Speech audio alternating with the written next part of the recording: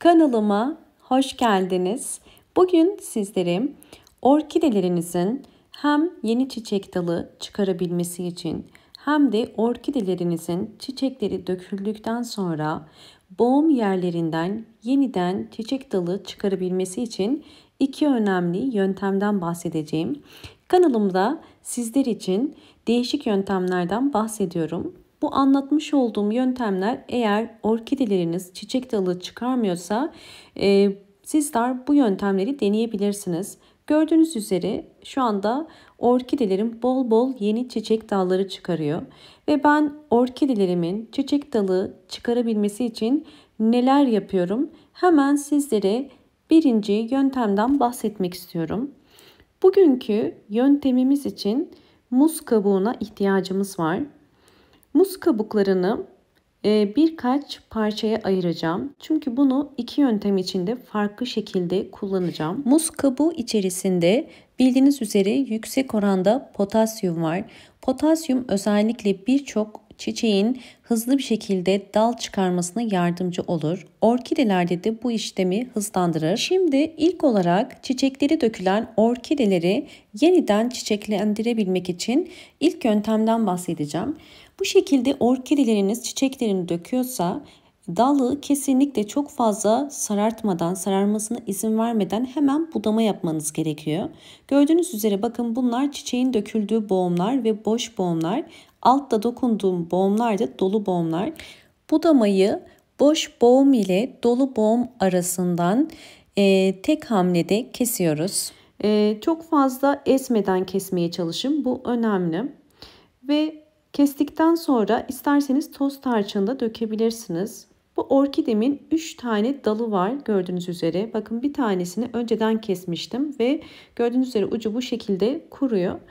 Şimdi bu tarz orkidelere eğer çiçeği döküldüyse ve budama yaptıysanız orkidelerinizin boğum yerlerinden çiçek dalı çıkarabilmesi için ne yapmamız gerekiyor?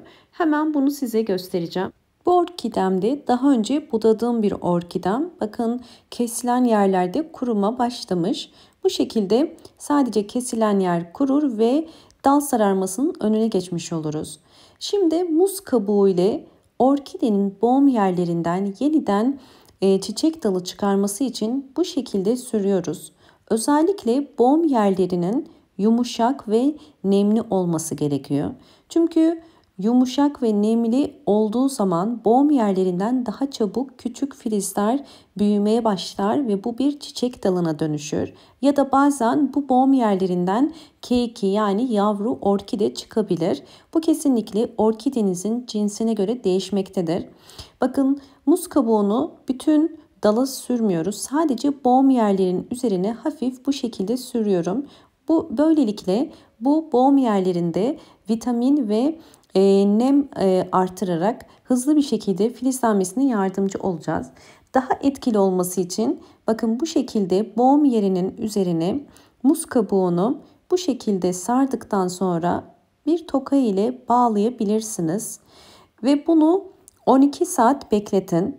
12 saatten fazla bekletmenize gerek yok. Böylelikle bir gece muz kabuğu ile birlikte bekleyen orkide dalının boğumunda yumuşama ve nem artışı olacaktır. Aynı zamanda aldığı potasyum vitamini sayesinde de zaman ile bu filizlerden yeniden çiçek dalı çıkacaktır. Ama kesinlikle üzerinde günlerce bekletmeyin. Çünkü meyve şekeri olduğu için muz kabuğunda böcek ya da sinek çekebilir. Bir gece muz kabuklarını beklettiğim orkidemin üzerinden alıyorum.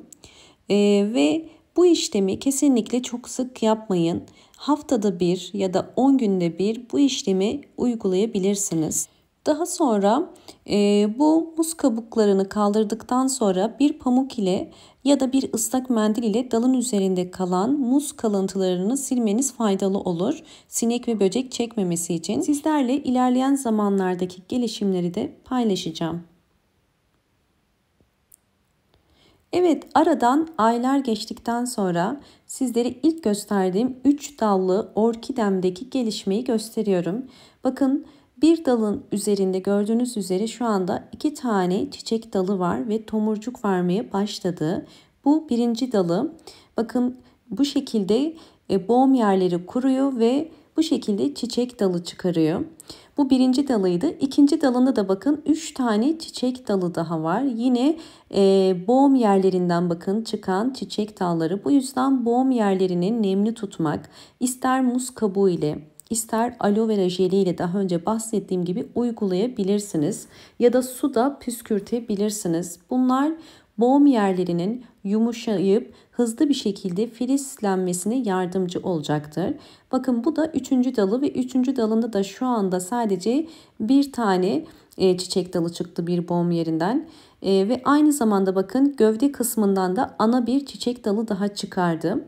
Böylelikle uygulamış olduğumuz bu yöntemlerin ne kadar faydalı olduğunu sizler de sonuçları ile görmüş oluyorsunuz.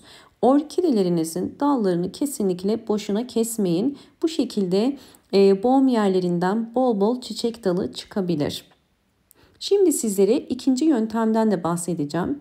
İkinci yöntem için ise buz kabuklarını bu şekilde küçük parçalara ayırıyorum. Özellikle bu yöntemi eğer orkidenizin hiç çiçek dalı yoksa bunun için kullanın. Yani yeni bir çiçek dalı çıkarabilmesi için muz kabuklarını bu şekilde bir kasenin içerisine koyuyorum ve üzeri doluncaya kadar su ilave edeceğim. Daha sonra bu karışımın ağzını kapatıp bir gece yani 12 saat bekleteceğiz. Bunu serin bir yerde saklamanızı tavsiye ederim. Evet, 12 saat bekleyen bakın muz kabuğunun suyu bu şekilde oluyor. Rengi muz kabuklarından dolayı bu şekilde görünüyor. Ve bunu süzüyorum. Süzdükten sonra geri kalan suya geçen potasyumu, vitaminleri orkidelerimize doğal bir gübre olarak kullanacağız. Potasyum orkidelerin bu şekilde bol bol çiçek vermesine yardımcı oluyor. Her bir saksı için 8 yemek kaşığı muz kabuğu suyundan veriyorum. Daha fazla vermenize gerek yok ve bu işlemi 3 haftada bir uygulayabilirsiniz. Evet, bakın bu orkidemin özellikle bu dalını göstermek istiyorum. Bu ilk hali ve sizlere şimdi sonraki halini de göstereceğim. Bakın 2 tane çiçek dalı çıkardı. Bunlar vermiş olduğum sıvı bitki besinleri sayesinde oluyor. Bakın görüyorsunuz diğer dalında da yine yeni çiçek dalı çıkarıyor. Ve 2 tane de ana dal çiçek dalı çıkardı. Muz kabuğu gübresi orkideler için gerçekten çok faydalı. Hem yeni kökler, aktif kökler çıkarmasına yardımcı oluyor. Hem de bol bol yeni çiçek dalı çıkarmasına yardımcı oluyor. Sizler de orkidelerinizi eğer evde büyütüyorsanız mutlaka 3 haftada bir ya da ayda bir doğal sıvı bitki besinleri vermeniz gerekiyor. Umarım bu videom sizler için faydalı olmuştur. Videomu eğer buraya kadar izleyip beğendiyseniz hemen beğen tuşuna basıp kanalıma da abone değilseniz eğer bana destek olmak için abone olursanız çok mutlu olurum. Genel bildirimlerden de haberdar olmak için zil sesini açık konuma getirebilirsiniz. Hoşça kalın, sağlıklı kalın.